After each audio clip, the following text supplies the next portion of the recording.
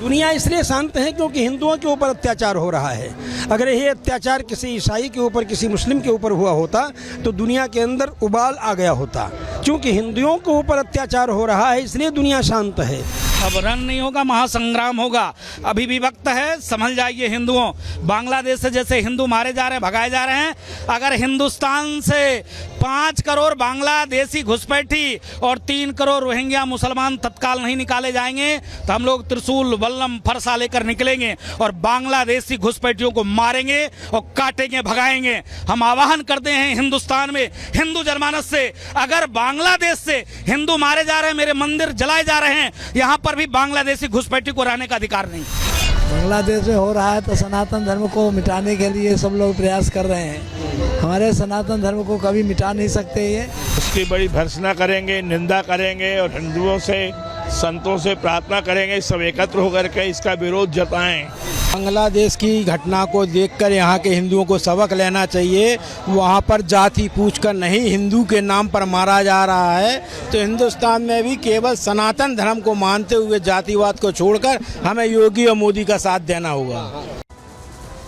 तो आपने सुना कि किस तरह का आक्रोश जो है वो इन साधु संतों में देखने को मिल रहा है। एक साधु वहां पर ये कह रहे थे कि सनातन को मिटा नहीं सकते, हिंदुओं को खत्म नहीं कर सकते, लेकिन बांग्लादेश में देखिए वहां पर माइनॉरिटी में है और लगातार पलायन से वहां पर कितनी संख्या रह गई है। एक रिपोर्ट तो ये भी कह रही है कि अगले 3 दशक में नामो निशान मिट जाएगा वहां से हिंदुओं का। ये देखिए गुस्सा किस कदर यहाँ भारत में देखने को मिल रहा है। ये जम्मू से तस्वीरें आई हैं, बांग्लादेश में हिंदुओं पर हमले से नाराजगी है, पुतला फूका जा रहा है, पोस्टर्स, झंडे, बैनर्स लिए ये प्रदर्शन करते वहां पर आप इन तस्वीरों को यहां पर देख रहे हैं। जरा एम्बियंस हम ऊपर करते हैं, साउंड हम बताते हैं कि क्या कुछ कह रहे हैं लोग।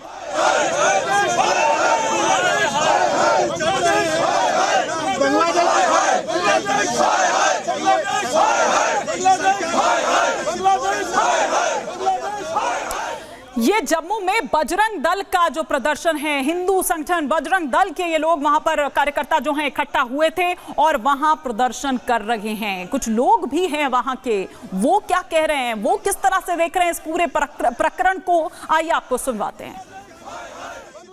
हिंदुओं के ऊपर हमले किए गए हैं और खास तौर पर टारगेट जो है वो हिंदुओं का किया गया है। ज्यादातर इसमें हाथ जो है वो जमात का है और जमात के जो लोग हैं वो हिंदू को टारगेट कर रहे हैं। उनकी बहू बेटियों के साथ अत्याचार, उनके प्रतिष्ठानों के ऊपर हमले, उनके अंदर लूटपाट, उनके घरों के अंदर आगजनी जो है वो की गई है। हम केंद्र सरकार से मांग कर रहे हैं कि यहाँ पर जितने बांग्लादेशी बर्मी हैं इनको जल्द से जल्द बाहर निकाला जाए और वहाँ पर हिंदुओं से को जो है वो सुरक्षित करने का काम जो है वो किया जाए। ये मांग हमारी केंद्र सरकार से। और आइए अब 3 अलग अलग तस्वीरें हम आपको दिखाते हैं और उनसे आप पूरी स्थिति को समझने की कोशिश करिए कि किस तरह से बगावत बांग्लादेश में हो रही है, लेकिन विवादित बोल जो है वो यहां भारत में सुनाई दे रहे हैं। आखिर क्यों, क्या आखिर इनके पीछे की मंशा है इस तरह के भड़काऊ भाषणों के पीछे? भारत में किस तरह से सियासत हो रही है इस पर, ये हम आपको सुनाएंगे। लेकिन यहाँ इस तरह के तत्व जो हैं वो आखिर क्यों एक्टिव हो गए हैं, आखिर क्या वो चाह रहे हैं और किस तरह की ये सोच है, ये हम समझाने की आपको कोशिश करेंगे। और बीच में तस्वीरों में आप देख पा रहे हैं सलमान खुर्शीद साहब को।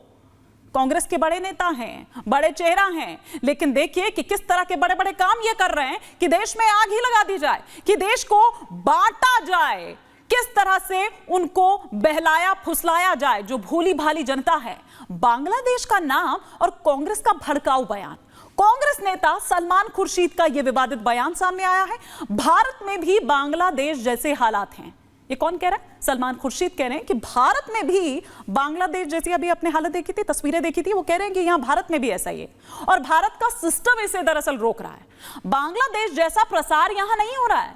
देखने में सब कुछ सामान्य सा लग रहा है, लग नहीं रहा है कि ऐसा कुछ होगा भी, क्योंकि अभी भी बहुत कुछ करने की जरूरत है। क्या जरूरत है खुर्शीद साहब? क्या बताना चाह रहे हैं आप, या फिर उकसा रहे हैं, किसी को इंडिकेट कर रहे हैं, किसी को हिंट दे रहे हैं? अब सफाई क्या दे रहे हैं इस पर, ये भी सुनिए। A comment like this, why did you make a comment like this? Don't you think it undermines the image of your own country? What you're undermining is my freedom not to say something. You have to be, if you made such a comment in a public platform. You should not be going anywhere to people that you abuse all the time. Please. Salman ji, You made a comment about your country like this in a public platform. What do you have to say about this? I say whatever I say in public, never in private. तो इनको इनकी निजता का हनन ये लग रहा है, लेकिन ये कुछ भी करेंगे, ये लोगों को भड़काएंगे, ये देश में आग लगाएंगे, ये वो चिंगारी छोड़ देंगे। बताएं तो सही कि आखिर आपको क्यों लगा कि इस तरह के हालात हैं। अब बीजेपी किस तरह से घेर रही है सलमान खुर्शीद को, न केवल सलमान खुर्शीद को बल्कि पूरी कांग्रेस को। सुनिए। भारत है, गणतंत्र की जननी है, लोकतंत्र की सबसे बड़ी ताकत है। ये थ्रेट ना दें।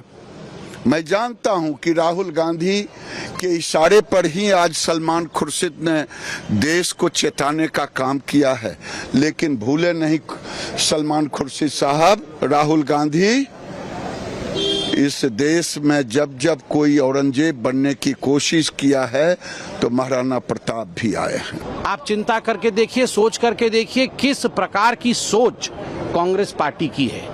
आज मुझे याद आता है जब पार्लियामेंट में खड़े होकर राहुल गांधी कहते थे कि इस देश में आग लगेगा, इस देश में दंगे होंगे, इस देश में प्रधानमंत्री जी के ऊपर हमला होगा, तो वो क्यों कहते थे? और जब विदेश यात्रा में राहुल गांधी जाते थे और कई लोगों से चोरी चुपके विदेश में जाकर मिलते थे और भारत के खिलाफ वहां कह के आते थे, तो आज मालूम पड़ रहा है आखिरकार मंशा क्या थी।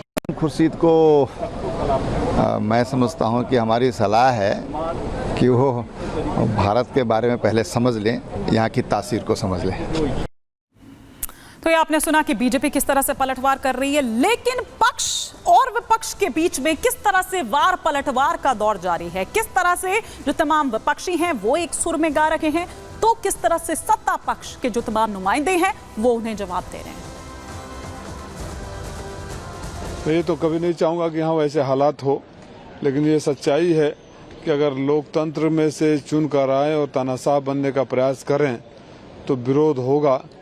अगर कोई भी सरकार समय पर न चेते तो विरोध भयानक भी हो सकता है। और ऐसे बयान देते हैं जैसे दुनिया में जो भारत विरोधी ताकतें हैं, जिनको बढ़ता हुआ भारत, आर्थिक तौर पर ताकतवर बनता हुआ भारत पसंद नहीं है, वही इनका हाल हो गया है। ये उसको पचा नहीं पा रहे। हम भारत को दुनिया की तीसरी आर्थिक ताकत बनाएंगे, ये उससे ये परेशान हैं और इस तरह उल जलूल बातें कर भारत में उन विरोधी ताकतों से मिलकर अराजकता का माहौल पैदा करने की कोशिश कर रहे हैं। तो स्वागत है, लेकिन एक बात जरूर कहेंगे कि भाजपा जो है, हम लोग देखे अभी माने मीडिया में जो बातें चल रही हैं वो माने फिर से माने वहाँ के माहौल को यहाँ कैसे हिंदू मुसलमान के ध्रुवीकरण के रूप में, सांप्रदायिक ध्रुवीकरण के रूप में इस्तेमाल किया जाए, ये प्रयास साफ साफ प्रयास दिख रहा है। ये अनुचित है, ऐसा नहीं होना चाहिए। वहाँ शांति की प्रक्रिया बहाल हो। ये ऐसे मनाने वाले अहंकारी, दुर्भाग्यपूर्ण और संकीर्ण